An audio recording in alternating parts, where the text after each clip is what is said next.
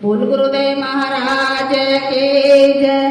पहला करो ये गुरु को प्रणाम, गुरु के बिना ज्ञान नहीं। पहला करो ये गुरु को प्रणाम, गुरु बिना ज्ञान नहीं। पहला करो ये गुरु को प्रणाम, गुरु के बिना ज्ञान नहीं। पहला करो ये गुरु को प्रणाम, गुरु के बिना ज्ञान नहीं। गुरु बनाओ ऐसा बनाइयो जैसे यशोदा माए, गुरु बनाओ ऐसा बनाइयो जैसे यशोदा माए। गुरु बनाओ ऐसा बनाइयो जैसे यशोदा माए, गुरु बनाओ ऐसा बनाइयो जैसे यशोदा माए। जिनके पालने में खेले भगवान, गुरु के बिना ज्ञान नहीं। जिनके पालने में खेले भगवान, गुरु बिना ज्ञान नहीं। पहला करो ये गुरु को प्रणाम, गुरु के बिना ज्ञान नहीं। पहला करो ये गुरु को प्रणाम, गुरु बिना ज्ञान नहीं। गुरु बनाओ ऐसा बनाइयो जैसे मीरा माए, गुरु बनाओ ऐसा बनाइयो जैसे मीरा माए। गुरु बनाओ ऐसा बनाइयो जैसे मीरा माए, गुरु बनाओ ऐसा बनाइयो जैसे मीरा माए। जिसके प्याले में आए भगवान, गुरु के बिना ज्ञान नहीं। जिसके प्याले में आए भगवान, गुरु बिना ज्ञान नहीं। पहला करो ये गुरु को प्रणाम, गुरु के बिना ज्ञान नहीं। पहला करो ये गुरु को प्रणाम, गुरु बिना ज्ञान नहीं। गुरु बनाओ ऐसा बनाइयो जैसे बिल्ली माए, गुरु बनाओ ऐसा बनाइयो जैसे बिल्ली माए। गुरु बनाओ ऐसा बनाइयो जैसे बिल्ली माए, गुरु बनाओ ऐसा बनाइयो जैसे बिल्ली माए। जिसकी कुटिया में आए भगवान, गुरु के बिना ज्ञान नहीं। जिसकी कुटिया में आए भगवान, गुरु बिना ज्ञान नहीं। पहला करो ये गुरु को प्रणाम, गुरु के बिना ज्ञान नहीं। पहला करो ये गुरु को प्रणाम, गुरु बिना ज्ञान नहीं। गुरु भगवान की जय, बोलिए सच्चे दरबार की जय। गुरु बिन ज्ञान मिले नहीं, जीवन बीते व्यर्थ। गुरु चरणों में जो गया होता नहीं अनाथ। जो गुरु भगवान के चरणों में चले जाते हैं, गुरु भगवान को मान लेते हैं, उनका सदा ही कल्याण होता है। कहते हैं अगर गुरु भगवान को पाना है तो बलवान बन के नहीं पा सकते, कमजोर बन के भगवान को पा सकते हैं, गुरु को पा सकते हैं। अपने आप को गुरु चरणों में निछावर कर दीजिए, भगवान के चरणों में निछावर कर दीजिए, तो वो आपका हाथ पकड़ लेंगे। जब तक आप ताकतवर बने रहेंगे, बलवान बने रहेंगे, भगवान भी आपको छोड़ देंगे, गुरु भी आपको छोड़ देंगे। क्योंकि उनके मन में भी विचार आएगा ये ताकतवर है, ये अपना ध्यान अपने आप रख लेगा। भगवान और गुरु किसके साथ होते हैं? हमेशा कमजोर व्यक्ति के साथ, निर्धन के साथ, गरीब के साथ होते हैं ना। तो ऐसे ही बन जाइए, भगवान के गुरु के चरणों में अपने आप पकड़ लेंगे। इसी प्रकार से एक पिता की 7 बेटियां थी। एक राजा नगरी में राज्य करते थे, उसकी 7 बेटियां थी। बड़ा अच्छा राजपाट चल रहा था, चारों ओर खुशहाली थी। तो एक दिन दरबार लगा हुआ था। राजा ने पूछा मंत्री से कि मंत्री तुम किसके रहमो कर्मों का खाते हो, तुम्हें कौन खाने का देता है। राजा था, कुछ और बोलता तो हो सकता था फांसी पे भी चढ़ा सकता था। हाथ जोड़कर बोला, महाराज सरकार, ये तो आपके राज में मैं मंत्री हूं, आप ही के लिए दिए से मेरा घर चलता है, आपके रहम कर्मों से मेरा घर चलता है, आप ही मुझे खिलाने वाले हैं। इसी प्रकार प्रजा के कुछ व्यक्ति बुलाए, उनसे भी राजा के अंदर संशय हो गई थी, क्योंकि राजा बड़ा बलवान था, सबसे पूछना चाहता था किसके रहम कर्मों से खाते हैं। तो प्रजा के व्यक्तियों ने भी बोला कि महाराज आपके रहम कर्मों से खाते हैं, आपके राजपाट में रहते हैं, आपकी नगरी में रहते हैं, आपकी दया का पात्र बने हुए हैं, जो भी कुछ मिलता है हम खा लेते हैं। इसी प्रकार से पत्नी से भी पूछा कि तुम किसके रहम कर्मों का खाते हो, किसका दिया खाते हो। पत्नी कहती है, महाराज आपका ही राजपाट है, आप ही इस राजपाट को संभाल रहे हो, आप ही का लिया दिया हम लोग खाते हैं। इसी प्रकार अपनी पुत्रियों से भी पूछते हैं। 7 बेटियां थी, 7, 1 2 3 सबसे पूछते हैं। सभी का जवाब एक ही था कि पिताजी आप ही के रहम कर्मों से हम खाते हैं, आपके राजपाट से जो आप कार्य करते हैं, जितनी भी आप मेहनत करते हैं उसी से हम लोग खाते हैं। लेकिन जब 7वीं बेटी के पास गए, राजा ने पूछा, बेटी आप किसके कर्मों का खाते हैं। बात बहुत सच है। बेटी ने कहा, पिताजी मैं तो उसी के कर्मों का खाती हूं जो भगवान मुझे देता है, और जो मेरे कर्म में यहाँ पे आया हुआ है उसी कर्म का मैं खाती हूं। ये बात सुनकर जवाब तो बहुत अच्छा था, लेकिन महाराज को ये बात बड़ी गलत लगी, क्योंकि सभी ने बोला था कि आपके रहम कर्मों से खाते हैं, लेकिन एक बेटी ने कहा कि मैं तो अपने कर्मों से खाती हूँ, अपने कर्मों का खाती हूँ, भगवान का दिया हुआ खाती हूँ। तो महाराज को ये बात अच्छी नहीं लगी। सभी 6 बेटियों की शादी बड़े अच्छे अच्छे घरानों में कर दी, और जो 7वीं बेटी थी उसकी शादी के लिए वर ढूंढने के लिए मंत्रियों को भेज दिया कि ऐसा वर ढूंढ के लाओ जो बहुत ही गरीब व्यक्ति हो, बीमार हो, अलाचार हो, किसी भी प्रकार से कोई भी कार्य ना करता हो, फिर पता चलेगा कि ये भगवान इनको दे रहे हैं या इस राजपाट से या मेरे रहम कर्मों से इसको खाने के लिए मिल रहा है। बोलिए गुरुदेव भगवान की जय। तो इसी प्रकार से सभी को लगा दिया और अपनी बेटी का त्याग कर दिया। 7वीं बेटी जो सबसे छोटी थी उसका त्याग कर दिया, क्योंकि कहते हैं जब अपने रिश्तेदार छोड़ देते हैं, अपने परिजन के छोड़ देते हैं, तो भगवान हाथ पकड़ लेते हैं। गुरुदेव भगवान हाथ पकड़ लेते हैं, वो कभी नहीं छोड़ते हैं। तो इसी प्रकार से बोल दिया, कोई ऐसा वर बताइए जो इस प्रकार से लड़का हो, तो उसी से हम इसकी शादी कर देंगे। तो ऐसे देखते हुए सारी नगरी में घूम लिया, कोई इस प्रकार का व्यक्ति, इस प्रकार का लड़का दिखाई नहीं दिया। तो जंगल में जा रहे थे तो मंत्री ने देखा एक लकड़हारा पेड़ के नीचे ऐसे पड़ा है, बिल्कुल बीमार। उसको उठाया, उससे उठा भी नहीं जा रहा था, बोला भी नहीं जा रहा था। तो महाराज से बताया कि महाराज एक ऐसा लड़का है जो इस प्रकार से है, पता नहीं कल मरे, परसों मरे, तरसों मरे, बहुत बीमार है, ऐसा लड़का है। राजा ने कहा ठीक है, उसी से इसकी शादी कर दो।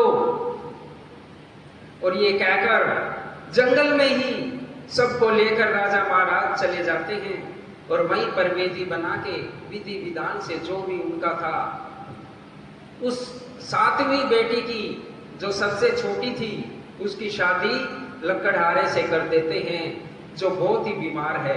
बोलिए गुरुदेव भगवान। उस लकड़हारे से कर देते हैं, शादी का मंडप बन जाता है, वहीं पे शादी कर देते हैं। और शादी करने के बाद राजा अपने राज दरबार में आ जाता है, सभी लोग वापस आ जाते हैं, और उस जंगल में वो अकेली रह जाती है। और उसका पति जो बेचारा कोई भी कार्य नहीं कर सकता, किसी भी प्रकार से उसकी मदद नहीं कर सकता, वो दोनों रह जाते हैं जंगल में। कहते हैं कोई स्त्री है, उसके 2 छोटे छोटे बच्चे हों और उसका पति मर जाए, उससे बड़ा दुख उस स्त्री के लिए कोई भी नहीं है। और जिस स्त्री की शादी किसी ऐसे व्यक्ति से हुई है जो कुछ अपने आप खड़ा भी नहीं हो सकता है, तो उससे भी बड़ा दुख इस संसार में उस स्त्री के लिए नहीं। तो इसी प्रकार से जो भगवान पर विश्वास करने वाले होते हैं, जो गुरु पे विश्वास करने वाले होते हैं, कहते हैं जब कठिन समय आता है ना, तो अपनी मेहनत करना मत छोड़िए, क्योंकि उसी मेहनत से मिलता है। अपने भगवान को मत भूलना, क्योंकि परीक्षाएं तो उसी के लिए जाती है जिसको ऊपर चढ़ाना होता है। बोलिए गुरुदेव भगवान की जय।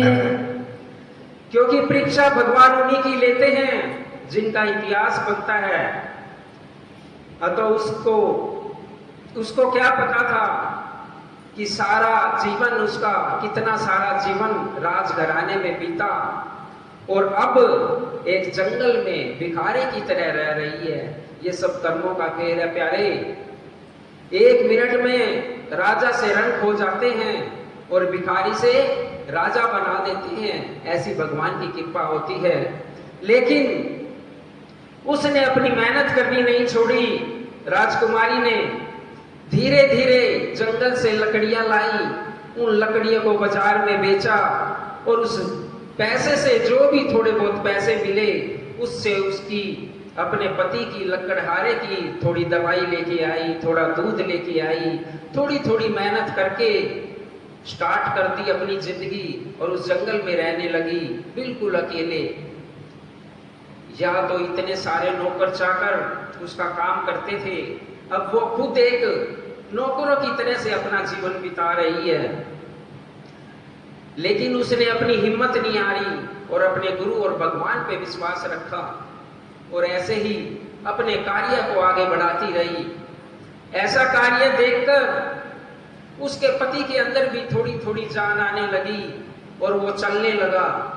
जितना भी बाजार से जाती, सामान लाती, दवाई लाती, उसको पिलाती, और थोड़ा दूध लेके आती, वो भी उसको पिलाती।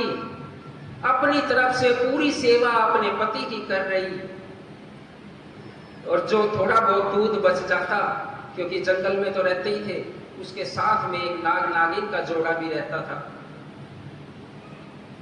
वो जो थोड़ा बहुत दूध था ना, जो बच जाता था, तो वो वहां पे रख देते थे, चलो भाई ये पी लेंगे। क्योंकि जो धर्म को मानने वाले होते हैं ना, वो इन प्रकार का धर्म के कार्य करते हैं। और जो ऐसे होते हैं, देखिए हमारे भारत में, हमारी संस्कृति में, हमारे सनातन धर्म में, जो सांप जहर उगलता है उसको भी नाग पंचमी वाले दिन दूध पिलाया जाता है। ये हमारी भारतीय संस्कृति है। किसी भी देश में नाग को दूध नहीं पिलाया जाता, कहीं भी नहीं पिलाया जाता, क्योंकि ये धर्म सिर्फ भारत देश में है, हिंदुओं में है, सनातन धर्म में है कि उसको दूध पिलाया जाता है। उनका नित्य कर्म बन गया। रोज की रोज लकड़ियां काट के लाती, मेहनत करती, उसके बदले में दवाई लाती और अपने पति को देती, और थोड़ा दूध उस नाग नागिन के लिए रख देती, और कुछ दूध अपने पति को पिला देती। उसका पति भी धीरे धीरे उठ खड़ा हुआ और उसके साथ मदद कराने लगा। वो भी लकड़ियां काट कर जंगल में जाने लगा, और शहर में बेचकर थोड़ा थोड़ा पैसा इकट्ठा करते रहे और अपनी गृहस्थी को बसा लिया। एक दिन वो सोए हुए थे, राजकुमारी सोई हुई थी। सौपन में नाग नागिन जो रहते थे, उन्होंने दर्शन दिए और कहा, अगर बेटे तूने मुझे बहुत दूध पिलाया है, मेरी बहुत सेवा की है, क्योंकि जंगल में रह रहे हैं सभी जानवरों से उसका ऐसा व्यवहार बन गया था जैसे कि उसके घर के ही है। क्योंकि दिन रात वहीं पे रहना, तो जंगली जानवरों से थोड़े दिन तो डर लगा, फिर कहाँ डर लगता जब वहीं रहना है। तो एक दिन सौपन में दर्शन दिए नाग नागिन ने, कहा बेटा तुमने हमारी बहुत सेवा की है, आप एक काम करना, जहां पर हम रहते हैं ना, जहां पर हम बैठते हैं, वहां पर थोड़ा खोदना, एक धन का टोकरा आपको वहां पर मिलेगा, उसको आप ले लेना। हम इसलिए आपको दे रहे हैं, आप लोगों ने हमारी इतनी सेवा की है, उस धन का दुरुपयोग नहीं होगा, आप इस धन को अवश्य ही धर्म कर्म के कार्य में लगाएंगे। ये सोचकर नाग नागिन ने उनको सौपन में दर्शन दिए। और अगले दिन राजकुमारी ने और उसके पति लक्कड़हारे ने वहां पर खुदाई की, तो सोने से भरा घड़ा उनको वहां पर मिला।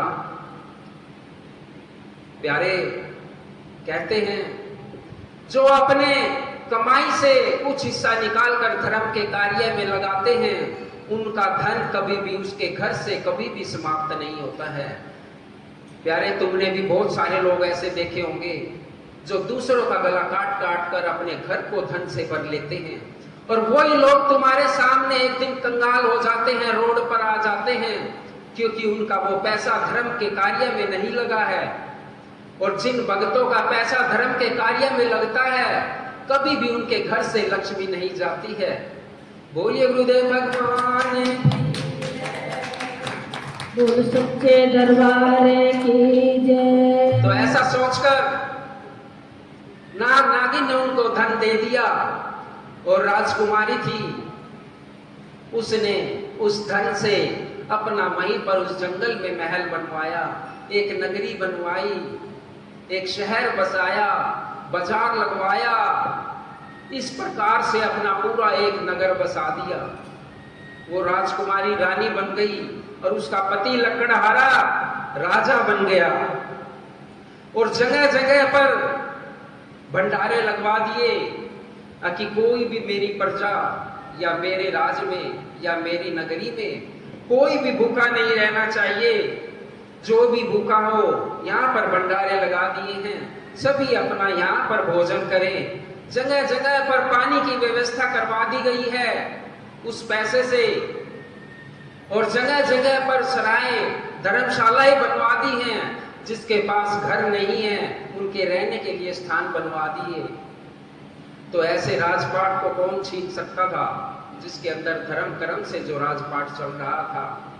बहुत आनंद हो गए, राजा बन गए, रानी बन गए, और इसी तरीके से बहुत सारा समय बीत गया। जब एक दिन उस रानी ने, राजकुमारी ने देखा कि जो खाने वाली लाइन थी ना, भंडारे वाली लाइन थी, बहुत समय बीत गया, 20 साल बीत गए, युग पलट गया। उस खाने वाली लाइन में, उस भंडारे वाली लाइन में उसका पिता भी लाइन में लगा हुआ था, जिसने कहा था कि मेरे कर्म से, मेरे धर्म से और मेरे कार्य से तुम सब लोग खाना खा रहे हो। वही पिता उस लाइन में लगा हुआ था।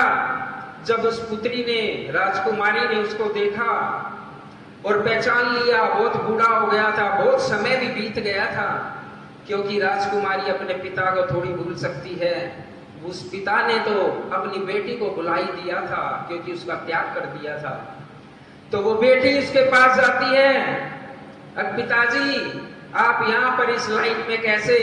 आप तो वहां के राजकुमार थे, आपके पास आज खाने के लिए भी पैसे नहीं है और खाने के लिए इस भंडारे की लाइन में लगे हुए हैं, ऐसा क्या हुआ?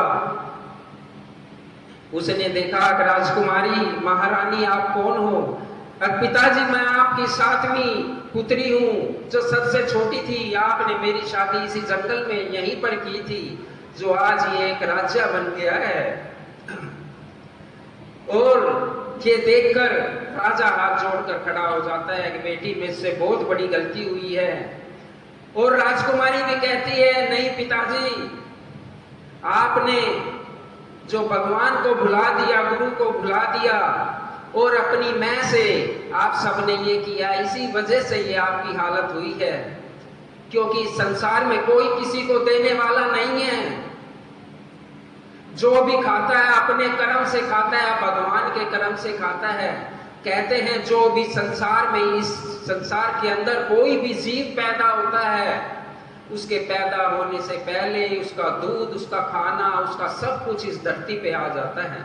बोलिए गुरुदेव भगवान की जय। जोरदार ताली जाए। बोल गुरुदेव महाराज की जय। उसका सब कुछ इस संसार में आ जाता है, उसको लाने कौन लाता है? ये भगवान लाते हैं, ये गुरुदेव भगवान लाते हैं। एक माँ को बच्चा पैदा होता है, उसका दूध उससे पहले आ जाता है, पैदा होने से पहले। उसको कौन लाता है? ये भगवान लाते हैं, कोई इंसान नहीं लाता। ये देखकर बड़ी आश्चर्यचकित हो जाती है और अपने पिता से सारी बात पूछती है। ये महाराज, पिताजी, ये कैसे हुआ? बेटी ऐसे ऐसे हुआ और दूसरे राजाओं ने हमारे ऊपर हमला कर दिया और सारा राजपाट छिन गया। और वो जो 6 पुत्रियां थी जिनकी शादी अच्छे घराने में की थी, वो भी उस भंडारे की लाइन में थी। इनका भी सर्वनाश हो गया है। इनका भी जो कामकाज था सब एक दूसरों ने जो इनके यहाँ पर काम करते थे सब छीन लिया है। ये भी आज कंगाल हो गए हैं।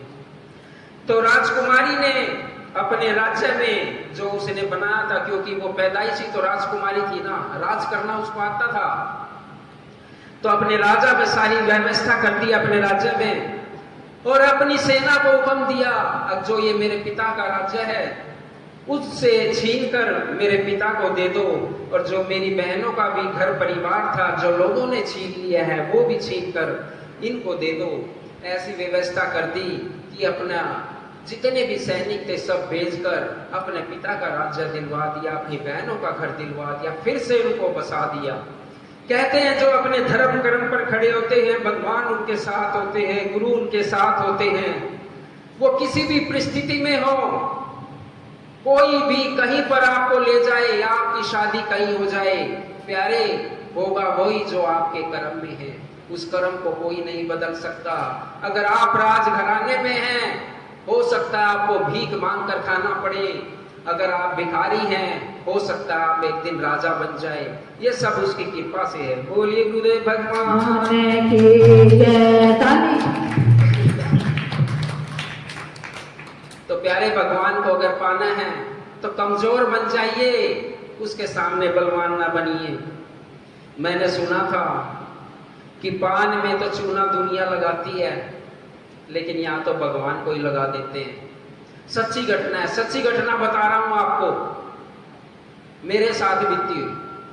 आश्रम में एक व्यक्ति आ गया, एक बहन आ गई, बोली भाई मुझे 10 किलो घी चाहिए। क्या चाहिए? 10 किलो घी चाहिए। गौशाला है गुरु जी की, प्योर मिल जाएगा और भाई सस्ता भी मिलता है यहाँ पे। बाहर तो बहुत महंगा है, यहाँ सस्ता भी मिलता है, प्योर चाहिए। हाँ मगर बहन ले जाना, अगले हफ्ते तैयार हो जाएगा। सच्ची घटना है भाई। अगर भगवान में फर्क करोगे ना, वो तुम्हारे अंदर फर्क करेगा। वहीं के वहीं रह जाओगे जहां से चले थे।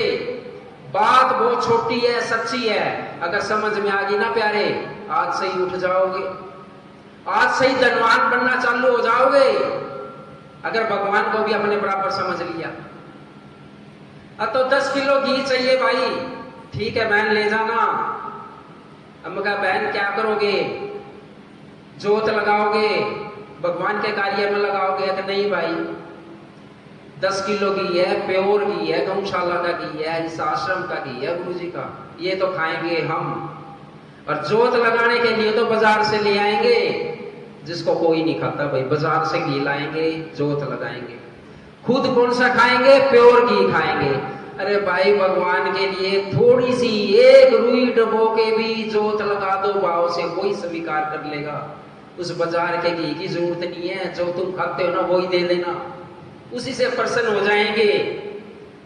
प्रसाद चढ़ाएंगे, प्रसाद जो गड़े हुए प्रसाद है ना, फ्रूट है, वो नहीं लेंगे, नए नए उठा लेंगे। नया प्रसाद दे दो पंडित जी। मैं तो देखता हूं यहाँ पे। और तो और भाई, जितने घर के अंदर कटे फटे पुराने नोट है ना, सब गुल्लक में, और नए नए नोट कहाँ पे? जेब में। कहाँ पे? आते हैं ना, ऐसे ही होता है कि नहीं? बस ये फर्क करना बंद कर दो भगवान के साथ।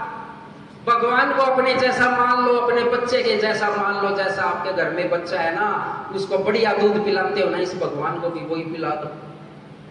अरे ये पीता नहीं है प्यारे, ये तो भाव लेता है तुम्हारे, अच्छी अच्छी चीज दे दो इसको भी, उसी दिन से तुम्हारे घर में धन आना चालू हो जाएगा। ये मैं लिख के दे सकता हूँ। बोलिए गुरुदेव भगवान की जय, बोलिए सच्चे दरबार की जय। कौन कौन आज से चालू करेगा, जो अच्छे घी की जोत लगाएगा इस माँ की और इस गुरु की? हाथ खड़े करो। कौन कौन अच्छे घी की? अरे थोड़ी सी लगा के ना डरो मत, लेकिन लिख के ले लेना। आपके घर में कभी भी गम नहीं आएंगे, खुशियां ही खुशियां रहेंगी और धन की कमी नहीं होगी। कभी भी लिख के लेना, धन ही धन रहेगा। इस भगवान को अपने जैसा सोच लो, इस गुरु को अपने जैसा सोच लो। सारी खराब चीजें मंदिर में और गुरु को दे दी और अच्छी अच्छी चीज खुद ले ली। कह दो जय माता दी। आओ प्यारे, इस भगवान के चरणों में निर्बल बन के, कमजोर बन के इसको हम पा सकते हैं, इसका मनन कर सकते हैं, इसका ध्यान कर सकते हैं। ये हमारी हाथ पकड़ लेगा। आज तुम बलवान हो, आने वाले समय में तुम कमजोर हो जाओगे, फिर भी इसके सामने गिड़गिड़ाओगे। जब उस दिन की प्रतीक्षा मत करो कि जिस दिन तुम बुजुर्ग होगे और तुम इसके सामने गिड़गिड़ाओगे। आज इसी जवानी में, इसी बलवान के वेग में, इसी मध्य जवानी में इसके सामने आ जाइए और गिड़गिड़ाइए, तो ये आपको पकड़ लेगा।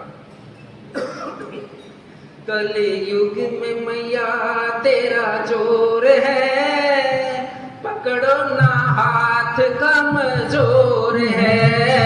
कलयुग में मैया तेरा जोर है, पकड़ो ना हाथ कमजोर है। इस कलयुग के अंदर इस माता रानी का बड़ा वेग है। छोटी सी भक्ति से ये प्रसन्न हो जाती है। सतयुग त्रेता युग में हजारों हजारों साल लाख तपस्या करते थे, ये भगवान और ये माँ की प्राप्ति नहीं हुई प्यारे। इस छोटी से कलयुग में थोड़े से भाव से ये प्रसन्न हो जाती है और ये अपना बना लेती है। कलयुग में मैया तेरा जोर है, पकड़ो ना हाथ कमजोर है। कलयुग में मैया तेरा जोर है, पकड़ो ना हाथ कमजोर है। कलयुग में मैया तेरा जोर है, पकड़ो ना हाथ कमजोर है। कलयुग में मैया तेरा जोर है, पकड़ो ना हाथ कमजोर है। गिरते का मैया तू ही तो सहारा है, सारी दुनिया में यही शोर है। गिरते का मैया तो सहारा है, सारी दुनिया में यही शोर है।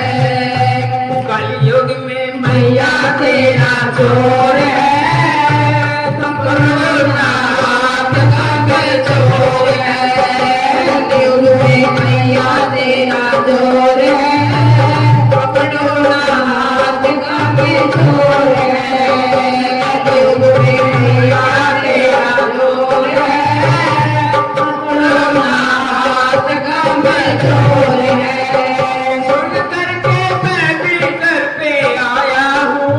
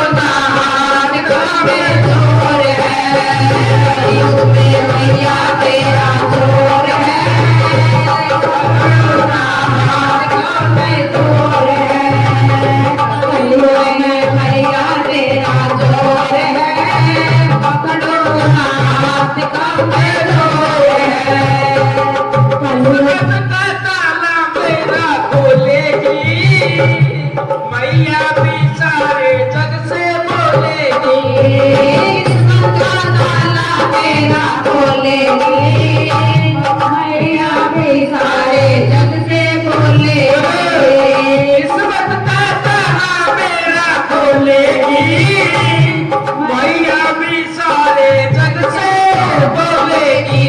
किस्मत का ताला मेरा खोलेगी, मैया भी सारे जग से बोलेगी। क्या कहा? तेरे जैसा ना कोई और है, पकड़ो हाथ में जोर है। तेरे मैया तेरा जोर है, पकड़ो ना हाथ में जोर है। मैया तेरा जोर है, पकड़ो ना हाथ में जोर है। जोर से बोलो रे माता दी, अरे बोलो रे माता दी, अभी मैया रे माता दी, ले दर्शन माता दी, ले दर्शन माता दी, अभी मैया रे माता दी, ऐसे बोलो रे माता दी, रानी रे माता दी, रानी रे माता दी, रानी रे माता दी, रानी रे माता दी, रानी रे माता दी, रानी रे माता दी, रानी रे माता दी, रानी रे माता दी, रानी रे माता दी, रानी रे माता दी, रानी रे माता दी, रानी रे माता दी, रानी रे माता दी, रानी रे माता दी, राना रे माता दी, राना रे माता दी, राना रे माता दी, तेरा वाली रे माता दी, वाली रे माता दी, तेरा वाली रे माता दी, पटारे रे माता दी, उतारे रे माता दी, वाली रे माता दी, हत्ते जाले रे माता दी, हत्ते जाले रे माता दी, प्रेम से बोलो रे माता दी, अरे बोलो रे माता दी, जय तारा से दरबार की जय। सभी भक्तों के सामने माँ को हार पहनाकर जोरदार ताली के साथ माँ का स्वागत करें। ओ मैंने सब कुछ पाया दाती, तेरा दर्शन पाना बाकी है। मैंने सब कुछ पाया दाती, तेरा दर्शन पाना बाकी। मेरे घर में कोई कमी नहीं, मेरे घर में कोई कमी नहीं, मेरे घर में कोई कमी नहीं, मेरे घर में कोई कमी, तो मेरे घर में कोई कमी नहीं, बस तेरा आना बाकी है। मेरे घर में कोई कमी नहीं, बस तेरा आना बाकी है। मैंने सब कुछ पाया दाती, तेरा दर्शन पाना बाकी है। सभी लोग माता को पहनाकर खड़ी रहकर जोरदार तालियों के साथ ओ जो मेरे घर में आओ माँ, जो मेरे घर में आओ माँ, मेरा घर तीरथ बन जाएगा, मेरा घर बन जाएगा। मैं भीतर जाऊंगा मैया, मैं भीतर जाऊंगा मैया, जो आएगा वो तर जाएगा, जो आएगा वो तर जाएगा। इज्जत शोहरत दौलत भी मिली, महलों का खजाना बाकी है। मैंने सब कुछ पाया दादी, तेरा दर्शन पाना बाकी है। मैंने सब कुछ पाया दादी, तेरा दर्शन पाना बाकी है।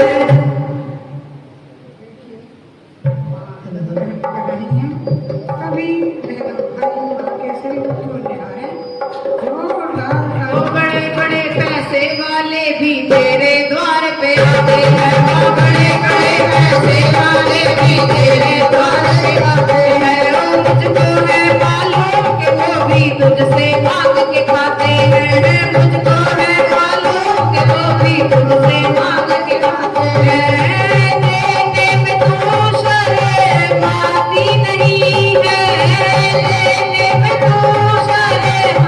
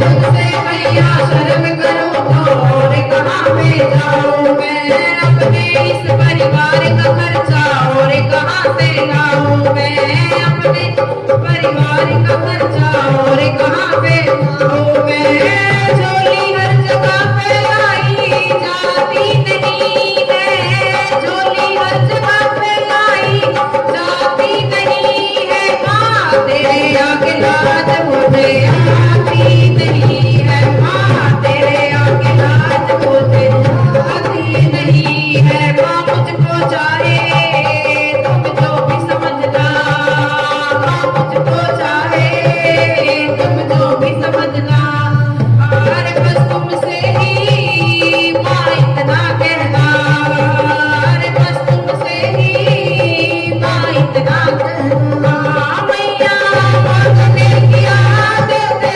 जाती नहीं है, मांगने की आदत जाती नहीं है, माँ तेरे आगे लाज मुझे आती नहीं है, माँ तेरे आगे लाज मुझे आती नहीं है, माँ तेरे आगे लाज मुझे आती नहीं है, माँ तेरे आगे लाज मुझे आती नहीं है।